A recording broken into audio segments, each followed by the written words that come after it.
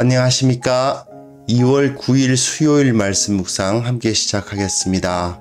오늘도 하나님의 말씀과 함께 하루를 시작하기를 결단하시는 귀한 성도님들과 함께 하나님의 능력이 온전히 임하는 시간이 되기를 원합니다. 주님께서는 아무리 힘들고 어렵다 하더라도 그 뜻을 이루어 가시며 자기 백성들을 사용하여 그 영광을 받으시고 또한 그 영광을 우리들에게 나누어 주시는 분이시라는 사실을 우리가 확인할 수 있습니다. 이 시간 그것을 다시 한번 확인하는 그런 시간 될 수 있기를 바랍니다. 그러면 함께 말씀을 통해서 주님의 영광을 확인하는 시간 가졌으면 합니다.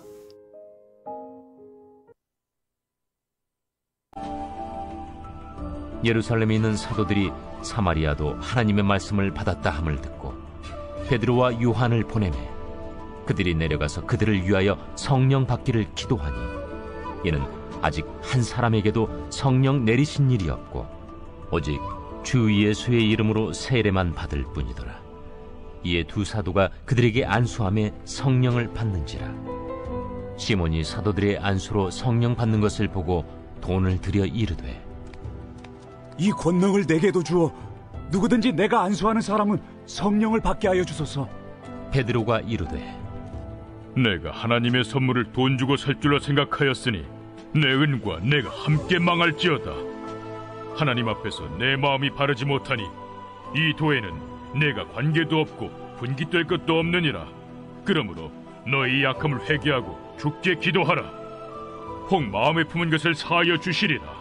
내가 보니 너는 악독이 가득하며 불의에 매인 바 되었도다. 나를 위하여 주께 기도하여 말한 것이 하나도 내게 임하지 않게 하소서.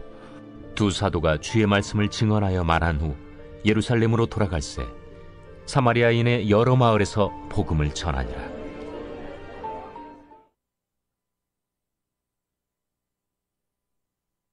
네, 우리 지금 예루살렘의 유대인 교회의 이야기가 계속 진행되고 있습니다. 예루살렘 교회가 핍박을 받습니다. 핍박을 받고 이 스데반과 이 빌립의 이야기가 나오는데 사울이 사울이 교회를 잔멸하였다라는 말로 이제 끝나고요. 8장 3절이에요. 8장 3절에 사울이 교회를 잔멸하였다라는 그런 말이 나오고 또 사울이 기세가 등등하여 교회를 핍박했다. 교회에 사울이 여전히 그 기세가 등등하였다. 이런 말로 9장 1절에 그런 말이 나오거든요. 8장 3절에 사울이 교회를 잔멸하였다. 9장 1절에 사울이 기세가 등등하였다. 이런 말 사이에 빌립의 이야기가 딱 들어가 있습니다. 이 빌립의 이야기가 왜 들어가 있을까요? 그렇죠. 이 예루살렘 교회가 핍박을 받고 있었고 사울에 의해서 핍박을 받고 있었지만 그러나 정작 예루살렘 교회는 쪼그라든 것이 아니고 무너진 것이 아니고 오히려 더 성장하는 역사가 일어났다는 것을 보여주는 것입니다. 그래서 사마리아와 에디오피아야말로 그야말로 땅끝이거든요. 그렇기 때문에 사울이라는 이 사람이 나중에 사용되어서 사마리아와 땅끝까지 이르러 복음이 전파되게 되는 역사가 나타나더라 하는 것입니다. 자, 한번 생각해 보십시오. 분명히 스데반의 순교와 그로 인해 나타난 박해로 말미암아 예루살렘 교회는 흩어져 버렸습니다. 다 흩어졌어요.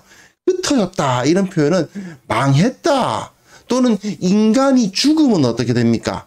흩어지거든요. 썩어가지고 그죠? 몸이 썩어서 다 흩어져 버리지 않습니까? 마찬가지로 예수 그리스도의 몸된 교회가 흩어졌다, 죽었다라는 느낌이 들잖아요. 그런데 실제로는 예루살렘 교회가 망했냐? 예루살렘 교회가 죽었냐? 아니라는 겁니다. 오히려 예루살렘 교회가 사마리아까지 그 지경을 넓혔다라는 사실을 여기서 알 수가 있습니다. 오늘 본문은 바로 그것을 보여주는 것이죠. 그리고 예루살렘 교회가 그 장소적인 범위를 사마리아까지 넓혔을 뿐 아니라 영적인 범위를 사마리아의 마술에 붙잡혀 있었던 그 땅까지 넓혔다 하는 것을 보여주는 것입니다. 자, 이 지도는 빌립을 우리가 묵상할 때는 꼭 좀 살펴보면 좋을 만한 지도입니다. 원래 빌립이 예루살렘 교회에 포함되어 있었지만 사마리아까지 이동해서 한 80km에서 한 100km 정도 걸어서 말이죠. 그 정도 올라간 그 위치에서 복음을 증거하고 사역을 하다가 이제 어떤 일이 벌어집니까? 예루살렘 교회에서 두 명의 사도, 누구죠? 베드로와 요한이 두 명의 사도가 올라와서 다시 이 땅을 통치하게 되는 역사가 나타납니다. 그리고 맨 마지막 절 보시면 그 베드로와 요한이 내려오면서 다시 예루살렘으로 내려오면서 거기 있는 여러 성읍들의 복음을 증거했다 하는 이야기가 기록되어 있습니다. 자, 본문 한번 봅시다. 예루살렘에 있는 사도들이 사마리아도 하나님의 말씀을 받았다 함을 듣고 베드로와 요한을 보냈습니다. 사마리아 하면은 유대인들의 입장에서는 이단 같은 사람들이라고 말씀을 드렸습니다. 뭔가 쟤네들은 겉으로 보기에 좀 비슷한 면이 있는 것 같지만 우리는 아니야 라고 느낄 만한 사람들. 그런데 그 사람들이 하나님의 말씀을 받아서 예수 그리스도를 영접했다는 말을 들으니 비슷했지만 좀 다른 녀석들이 회개했나 보다 하는 느낌이 들지 않습니까? 그러니까 우리 입장에서는 어떻습니까? 이제 뭐 신천지나 아니면 뭐 여호와의 증인이나 이단에 속했던 사람이 회심했다, 마음을 돌이켰다. 그럼 나름대로 그 사람들에게는 이제 복음을 바르게 전해 주어서 세례를 베풀고 우리 편으로 우리 그 일부로 물론 안 믿는 사람들이 회개하면 다 받아들이는 겁니다만은 좀 더 말이 잘 통할 것 같지 않습니까? 어쨌든 그 사람들도 좀 말씀을 알고 있는 사람이고 이제 구약 성경, 신약 성경에 대해서 공부를 한 사람들인데 자기네들이 갖고 있었던 그 생각을 버리고 우리의 말씀을 우리가 전하는 진리를 받아들였다 하니까 그들에게 갈만하죠. 그래서 베드로와 요한, 대표적인 두 사람입니다. 이 사람을 보냈습니다. 그들이 내려가서 그들을 위해 성령 받기를 기도합니다. 성령을 받는다 하면 우리가 자꾸 그 외부적인 그 현상, 어떤 방언이 터진다든지 예언을 어떤 신비적인 것을 경험한다든지 이런 식으로 생각하시는 분들이 계신데 사실 누가복음에서 성령을 받는다는 의미는 권능, 능력을 받는다는 뜻입니다. 능력이란 무엇이 능력입니까? 지위가 높아지는 걸 의미해요. 지위가 높아진다? 한번 생각해 보십시오. 옛날에 왕이 다스리는 시대를 한번 생각해 보세요. 지위가 높은 사람은 왕에게 가서 폐하 어쩌고 저쩌고 해서 여차여차 합니다. 그러면 왕에게 직접 이야기를 듣고 그렇구나. 그럼 넌 이렇게 하도록 해라. 네 알겠습니다 하고 나가서 일을 하게 되잖아요. 그게 지위가 높은 사람들이죠. 하나님, 우리 주님 예수 그리스도가 가장 높으신 왕이십니다. 하나님이 온 땅을 다스리시는 왕이시고 예수님이 온 땅을 다스리시는 왕이시죠. 그런데 그 예수님 앞에 직접 나아가서 주님 여차여차한데 주님께서 이런 것을 좀 해주셨으면 좋겠습니다. 이렇게 이야기할 수 있다면 엄청난 권세 아닙니까? 그렇죠? 성령을 받는다는 것은 그런 것입니다. 성령을 받으면 내가 하나님 앞에 직접 나아가서 기도할 수 있고 예수 그리스도의 이름으로 기도함으로 말미암아 주님께서 그 하늘에서 그 일을 시행하시도록 할 수 있게 되죠. 이게 엄청난 권세입니다. 바로 그 권세를 사마리아 사람들에게도 부여하더라는 겁니다. 그래서 아직 한 사람도 성령 내리신 일이 없고 오직 주 예수 이름으로 세례만 받을 뿐이더라. 아직까지 이들이 성령으로서 그 권능을 받지는 못하고 있는 상황에서 예루살렘에 있는 이 두 사도가 나아가서 세례를 주니까 그들에게 성령이 임하고 그들이 주님께 직접 소통할 수 있는 그런 권세를 받게 됐다는 것이죠. 그러니까 그때에 정확하게 어떤 현상이 일어났는지는 우리는 알 수가 없습니다. 그러나 중요한 것은 이 사람들은 이제 주님께 직접 나아가서 주님과 소통할 수 있는 그런 사람들이 되었다는 것이죠. 하나님과 긴밀한 영적인 관계를 맺는 사람이 되었다는 뜻입니다. 그래서 두 사도가 그들에게 안수하니까 성령을 받았다 하는 기록이 여기에 기록되어 있습니다. 그러면 이 사람들이 어떤 권세를 가졌나? 하나님 나라의 통치자로서 임명을 받은 겁니다. 하나님의 그 권세, 예수 그리스도의 권세를 자기도 받아서 예수님과 같은 삶을 살아감으로 말미암아 성령이란 또한 어떤 의미를 가지고 있어요? 성령이란 예수 그리스도 영이죠. 예수님의 영이 임하다 보니까 예수님처럼 생각하고 예수님처럼 말하고 예수님처럼 행동하는 사람이 되는 것입니다. 그게 바로 성령을 받아요. 그렇게 되면 결국 예수님과 직접 소통하는 존재가 되어서 예수님의 권세를 나의 권세로 가지고 예수님 권세 내 권세죠.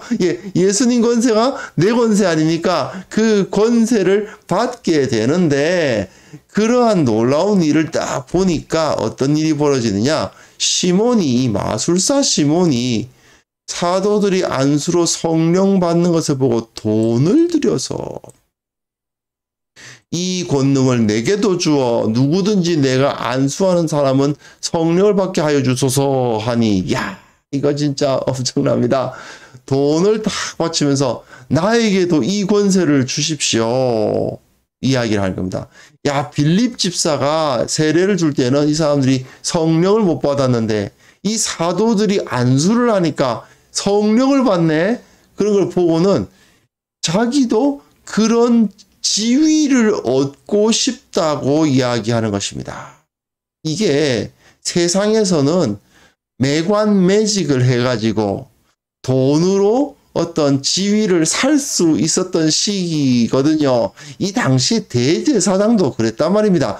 대제사장 가야바, 그 선임 대제사장 안나스 전부 다 돈을 로마에다가 갖다 바쳐가지고 대제사장이 된 사람들이에요. 그냥 그 폭력으로. 그러니 이 당시에 얼마나 매관매직이 성행했겠습니까? 그러니 이 마술사 시몬이 하나님의 권세구나 하는 걸 알게 됐어요. 그러니까 사도들에게 돈을 딱 바치면서 나도 그런 권세를 누리게 해 주십시오. 아주 이 세상의 가치관, 이 세상이 돌아가는데 가장 좀 머리가 잘 돌아가는, 그렇죠? 세상적인 사고에는 머리가 팽팽 돌아가는 사람입니다. 그러니까 자기가 돈을 딱 바쳐가지고 그동안에 얼마나 돈 많이 벌어 놨겠어요. 그러니 그걸 가지고 바쳐가지고는 그냥 나도 우리 사도님들과 같은 그런 권능을 받을 수 있도록 해 주십시오. 저도 이 돈 드릴 테니까 저도 그 지위 가질 수 있도록 해 주십시오. 그 지위를 내게도 주십시오. 이렇게 이야기를 하는 거죠. 하나님 나라에서 높은 자리 올라가고 싶다는 이야기입니다. 하나님 나라에서 주님의 권능이 나타날 수 있도록 하고 싶다는 뜻입니다. 자, 빌립이 지위가 낮아서 세례를 주었을 때 그에게 성령이 안 임했을까요? 그건 아닙니다. 하나님께서 다 뜻하신 바가 있는 겁니다. 상징적으로 예루살렘 교회가 사마리아를 정복하고 있다는 그 그림, 그 상징성을 보여주기 위해서 베드로와 요한을 보내셔서 그 땅의 사람들에게 성령을 임하게 하고 있을 뿐이죠. 빌립은 능력이 없어서 그들에게 성령 임하지 못하게 하고, 베드로는 더 큰 능력이 있어서 또 더 지위가 높아서 성령 임하게, 빌립은 능력이 없어서 성령이 임하지 못하게 하고, 베드로는 능력이 지위가 높아서 이제 성령이 임하게 했느냐? 그게 아니다, 그 말입니다. 하나님의 뜻에 의해서 그런 일이 일어난 거죠. 그런데 시몬은 딱 보니까, 야, 빌립 집사보다 더 높은 사람들이네? 이렇게 생각하면서 돈을 탁 바치면서 나도 그 지위를 얻게 해주세요. 이러고 있는 것입니다.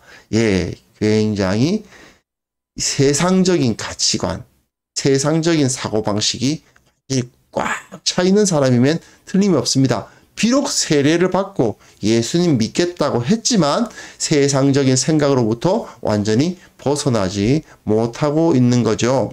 그러니까 베드로가 이르되, 베드로 이름이 시몬입니다. 시몬 베드로예요. 베드로는 사실 예수님께서 붙여주신 별명이고 원래 본명은 시몬이죠. 그러니 지금 시몬이 시몬에게 하는 이야기입니다. 네가 하나님의 선물을 돈 주고 살 줄로 생각하였으니 네 은과 함께 네가 망할지어다.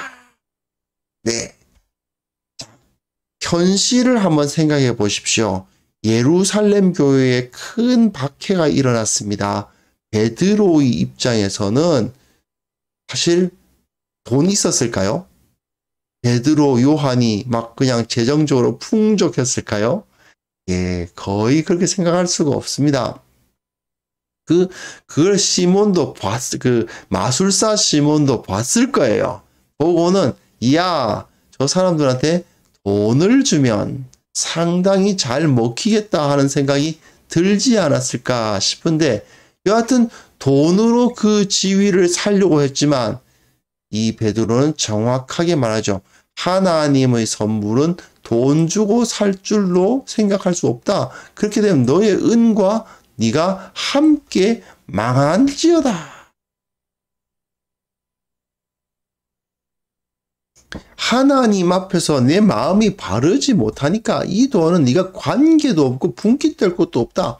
예수님을 믿는 도에는 돈으로 그것을 거래할 수 있는 그런 것이 아닙니다. 하나님께서 선물로 주시는 것이기 때문에 돈으로 어떤 지위를 얻는다든지 어떤 권세를 얻는다든지 그런 일은 있을 수가 없는 거죠. 어떻게 보면 지금 우리가 보기엔 너무나 당연한 이야기일 뿐이지만, 이 시몬이 볼 때는, 이 마술사 시몬이 볼 때는 자기가 워낙에 세상에서 매관, 매직 이런 거 많이 봐왔던 사람이니까 돈으로 그 하나님 나라의 지위를 얻으려 했지만 그거는 망하는 길이다 하는 것을 시몬 베드로가 정확하게 보여주고 있습니다. 그렇기 때문에, 그렇지만 베드로가 이제 너 망했다, 너는 이제 구원 못 받는다, 그렇게 이야기한 건 아니고, 너희 이 악함을 회개하고 주께 기도하라. 혹 마음에 품은 것을 사하여 주시리라. 예, 얘가 아직까지 믿음이 없구나 하는 것을 이제 알고는 있어요. 하지만 지금 좀 나름 사회적으로는 굉장히 좀 지위도 높지 않습니까? 어쨌든 낮은 자로부터 높은 자까지 다 그냥 그 사람의 마술을 보고 놀래가지고 막 그랬던 사람이니까 나름대로 좀 지위도 높고 높은 지위가 익숙한 사람이죠. 그런데 예수님을 믿는답시고 세례도 받고 빌립 따라 다니다 보니 자기 지위가 빌립 밑으로 초라해진 것 같다 이겁니다. 그러니 돈을 바쳐서 좀 높아지고 싶었던 모양인데, 이런 식으로 돈을 주고 하나님의 권세를 매관매직하려고 하는 것은 범죄이다. 그런 것을 엄중하게 굉장히 그냥 안 됩니다 이런 게 아니고, 그냥 네 은과 네가 함께 망할지어다 이렇게 딱 얘기하면서 그게 얼마나 큰 문제인지를, 잘못인지를 딱 느끼게 만들어주고 있죠. 내가 보니 너는 악독이 가득하며 불의에 매인 바 되었도다. 너 지금 결코 완전히 선해지지 않았다. 마치 예전에 예루살렘 교회에서 아나니아와 삽비라처럼 예수님 믿고 세례 받았다고는 하지만 성령 받았다 하더라도 그 마음에 욕심이 가득 차면 그렇게 하나님의 영광 앞에서 죽임을 당하는 그런 것과 마찬가지로 너의 지금 네 마음속에 악독과 불의가 가득 차니 당장 회개해라. 그렇게 이야기를 하고 있습니다. 이건 굉장히 심각하고 큰 문제다. 큰 죄악이다 하는 것을 말해주고 있는 거죠. 상당히 베드로나 요한은 가난한 모습을 지니고 있었을 거예요. 하지만 그 시몬 마구스죠. 이제 마술사 시몬 앞에서 아주 당당하게 하나님의 권세는 돈으로 살 수 있는 것이 아니다 하는 것을 분명하게 선포하고 있습니다. 그러니까 이제 시몬이 바로 무릎을 꿇죠. 나를 위하여 주께 기도하여 말한 것이 하나도 내게 임하지 않게 하소서 이렇게 기도하고 있습니다. 시몬 마구스, 그 당시에 그 마술사 시몬이 이 사마리아 땅에서 얼마나 큰 권세를 갖고 있었습니까? 그리고 딱 이제 자기가 보니까 그냥 행색이 좀 초라한 사도란 사람들이 와서 딱 세례를 받은 사람들에게 이제 안수를 딱 해가지고 성령 받고 하는 걸 보니까 나도 그거 좀 그 능력을 한번 이제 얻고 싶다 싶어가지고 이제 돈으로 그 능력 살려고 했다가 이렇게 큰 한마디 딱 들으니까 그 앞에서 바로 꿇지 않습니까? 바로 이제 사마리아의 그 권세가, 사마리아를 다스리고 있었던 그 마술의 권세가 사도의 권세 앞에 무릎을 꿇는 것을 보여주는 겁니다. 나중에 이 시몬이 어떻게 변했는가에 대해서는 누가는 별로 그렇게 큰 관심이 없어요. 중요한 건 뭐다? 사마리아를 다스리고 있었던 그 영적인 권세, 사마리아에서 가장 강력한 권세가 베드로라고 하는 이 하나님 나라의 권세자 앞에서 완전히 무릎을 꿇었다. 꼼짝 못하고 무너졌다. 그 앞에서 그냥 두 손 두 발 다 들고 용서해 주세요 라고 할 정도가 되었다 하는 것을 여기서 보여줍니다. 이거는 하나님의 나라가 사마리아를 완벽하게 정복했다는 것이죠.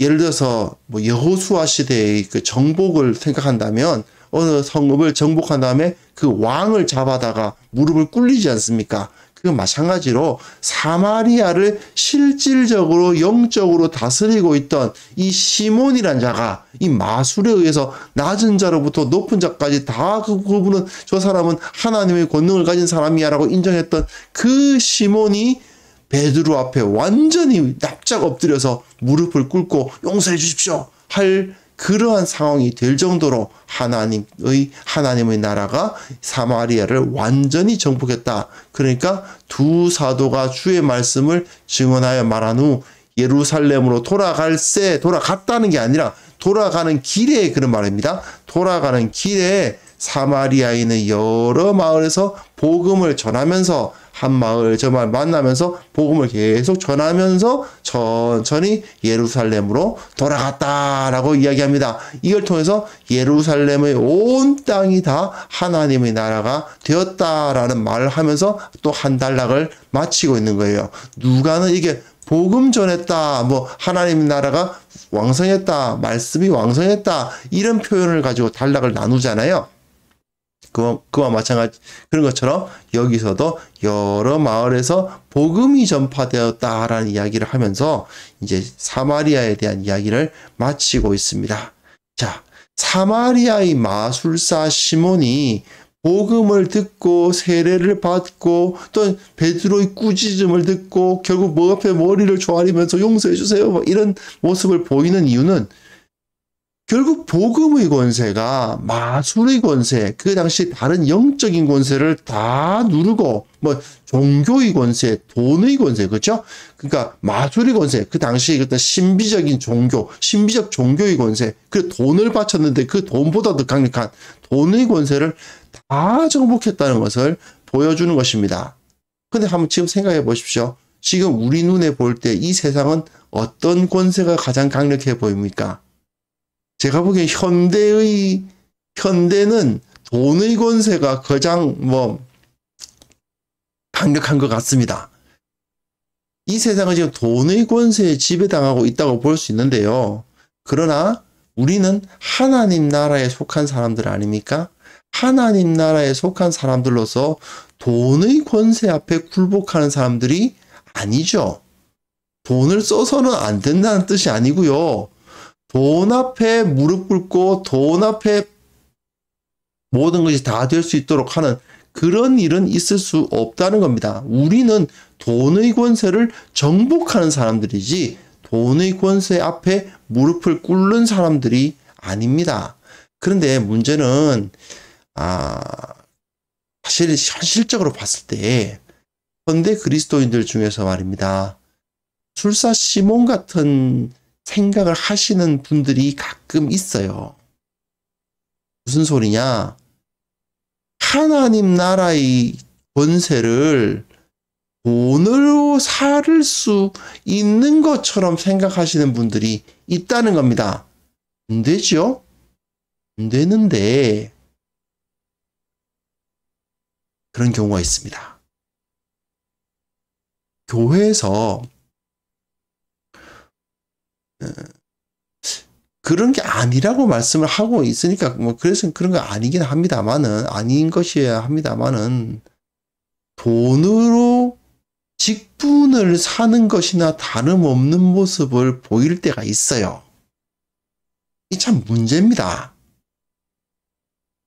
교회에서 어떤 직분자, 봉사를 하기 위한 직분자로서 장로가 되고 권사가 되고 집사가 되면 그 사람이 사실은 그 사역을 통해서 봉사하게 되었으므로 오히려 교회가 그들에게 기념품이라도 선물이라도 줘야 될 것 같은데 오히려 그들이 그것도 상당히 큰 액수의 정해진 액수의 권사는 얼마, 장로는 얼마, 집사는 얼마, 이렇게 정해진 액수를 그 교회에다 바치고 직분을 받게 되는 경우가 있는데 사실 그거 조금 잘못 다르게 보면 헌금을 하는 거라는 말은 하지만 직분을 돈 주고 사는 느낌이 없지 않아 들지 않습니까? 제가 너무 이제 나쁘게 보는 건가요? 예. 물론 어떻게 보느냐에 따라서 다를 수 있습니다만은 사실은 옳은 게 아닙니다. 어떤 분들은 우리 교회에서 지금 문제를 일으키시는 분들이 계신데 그런 분들은 사실 목사를 돈 주고 산 거예요. 어떤 분들은 신학교를 6개월 다니고 목사 안수 받았다. 그건 정말 돈 주고 산 겁니다. 그 신학교에다가 수업료 내고 목사 직분 산 거잖아요. 그건 있을 수가 없는 일이거든요. 그런데 그런 일들이 실제로 벌어지고 있죠.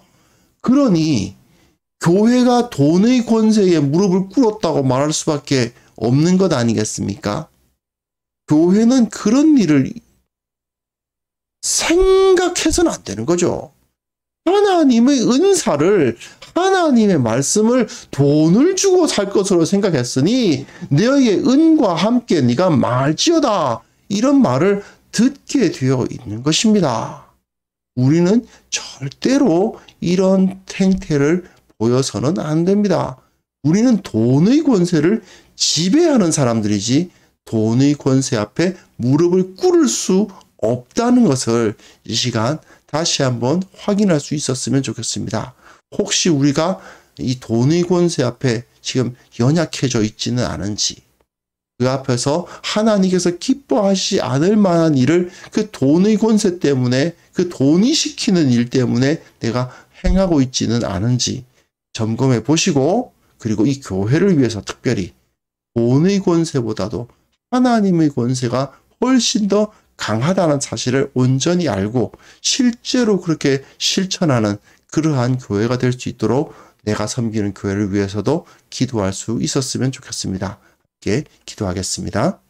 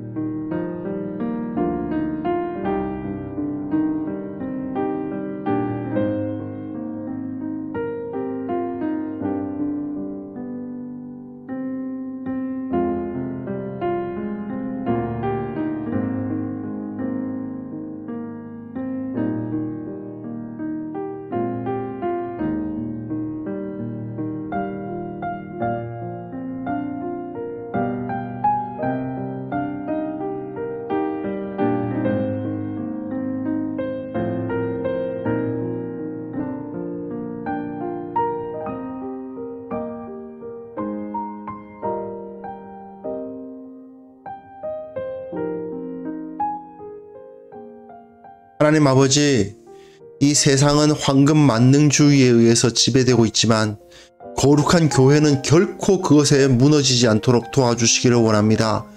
교회는 세상과는 전혀 다른 가치관을 가지고 있으며 오직 하나님의 권세로 말미암아 지배되고 하나님의 능력으로 말미암아 다스려진다는 사실을 다시 한번 깨닫고 온전히 주님의 말씀을 기준으로 움직이는 교회가 되게 하여 주옵소서. 특별히 교회에 속한 모든 성도들, 하나님께서 공급하시고 하나님께서 채워주시고 하나님께서 인도하신다는 사실을 경험함으로 말미암아 저 돈의 권세가 나를 살게 한다고 생각하는 그런 어리석은 자들이 한 명도 없게 하여 주옵소서. 주님께서 내게 필요한 것들을 주시고 주님께서 나를 채우신다는 사실 온전히 깨닫게 하시며 세상의 유혹에 결코 흔들리지 않는 오직 주님을 바라보고 예수 그리스도를 닮아가는 자들 다 될 수 있도록 특별히 도와주시기를 원하옵고 바랍니다. 주님, 특별히 이 시간에는 교회를 위해서 기도합니다. 모든 교회가 인사와 재정에 있어서 하나님 앞에 부끄러움이 없게 도와주옵소서. 이 한국교회에 속한 모든 교회가 단 한 교회도 사람에게 직분을 주는 일에 있어서 또한 재정을 세우고 예산을 짜고 결산을 내리는 데 있어서 주님 앞에 부끄러운 것이 단 하나도 없도록 주님께서 지켜주시고 온전히 우리가 회개하고 주님 앞에 우리의 연약함과 우리의 죄악들을 다 토설하고 우리가 온전히 주님 앞에 깨끗하게 될 수 있도록 도와주옵소서. 교회가 이를 통하여서 더욱 거룩한 공동체, 주님 앞에 깨끗한 공동체로 거듭날 수 있도록 도와주시옵소서. 아버지 하나님, 이 시간 주님 앞에 간절히 기도하기는 우리가 살아계신 하나님의 권세로 말미암아 성령을 받은 자들이오니 주님의 능력으로 주님의 인도하심으로 매일을 살아가고 있음을 깨닫는 자들로 만들어 주옵소서. 주님께서 하나님의 나라와 그의 의를 먼저 구하는 자들에게 이 모든 것을 다 채우신다 하셨던 것처럼 그 역사를 나타내어 주옵소서. 온전히 주님을 바라보고 걸어갔더니 하나님께서 나로 하여금 형통하게 하셨노라, 나를 평탄하게 하셨노라, 나를 이렇게 번영하게 하셨노라고 고백할 수 있는 성도들 다 될 수 있도록 도와주시고 오늘 하루도 주님의 능력으로 승리하고 주님의 능력으로 세상을 정복하는 귀한 성도들 다 될 수 있도록 도와주옵소서. 예수님의 이름으로 기도합니다. 아멘.